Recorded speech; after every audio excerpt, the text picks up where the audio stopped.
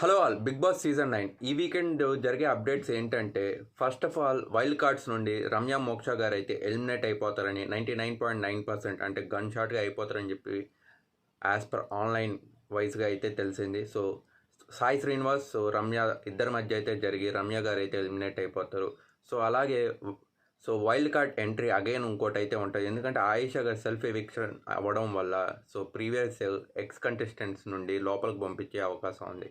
So వాళ్ళల్లో శ్రీజ గారు అయితే లోపలికి వెళ్ళే అవకాశం కూడా 99% అయితే ఉంది, ఎందుకంటే తను ఎలిమినేట్ అయింది వైల్డ్ కార్డ్స్ వల్లే కాబట్టి. సో అందులోనూ ఈసారి నామినేషన్స్ కూడా ప్రీవియస్ కంటెస్టెంట్స్ త్రూ జరగద్ది అని చెప్పి ఇన్ఫర్మేషన్ ఉంది. సో అలాగే సాటర్డే ఎపిసోడ్లో కళ్యాణ్ వచ్చి సేవ్ అవుతాడని చెప్పి కానీ తెలిసింది. సో మన ఛానల్కి ఎవరైతే కొత్తగా వచ్చారో వాళ్ళు సబ్స్క్రైబ్ చేయండి, అలాగే లైక్ చేసిన ప్రతి ఒక్కరు కూడా సబ్స్క్రైబ్ చేయండి, నాకు చాలా హెల్ప్ అవుద్ది. Thank you.